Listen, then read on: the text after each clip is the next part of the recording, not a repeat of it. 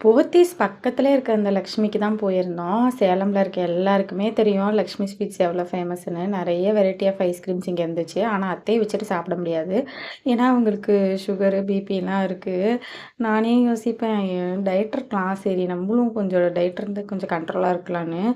ஆனா இவங்கலாம் நல்லா தான் சாப்பிட்டு ரொம்ப ஹெல்த்தியா கொள்ளு, பருப்பு அது இதுன்னு சாப்பிட்டு வளர்ந்தாங்க. இவங்களுக்கே ஒரு 35 ப்ளஸ்ன்றப்போ ஆ இதெல்லாம் சுகர் இருக்கு, பிபி இருக்கு. நான் இது சாப்பிடக்கூடாது அப்படிலாம் சொல்லுவாங்க அத்தை. என்னடா இப்படியே நம்மளுக்கும் ஆயிருமோன்னு சொல்லி எனக்கே பயமா இருக்கும்.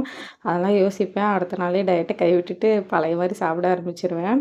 அது ஏன்னே தெரியல. நான் டயட் இருக்கலாம்னு நெனைக்கிறப்பலாம் அருண் ஸ்நாக்ஸ் நெறையா இல்லனா ஐஸ்கிரீமு, சாக்லேட்டுன்னு ஏதாவது ஒண்ணு வாங்கிட்டு வந்துருவான். அப்படியே நான் அத குவிட் பண்ணிருவேன். அப்போ கண்டிப்பா நம்மளுக்கும் ஒரு 30 வயசுக்கு அப்புறம்லாம் சுகர், பிபிலாம் இருக்கும்ல அப்படின்னு யோசிப்பேன். இப்பயே எனக்கு இருக்கான்னு எனக்கே ஒரு சந்தேகம். அதனால அதெல்லாம் பார்க்கறதுக்கு முன்னாடியே நல்லா சாப்பிட்டுக்கணும். நீங்களும்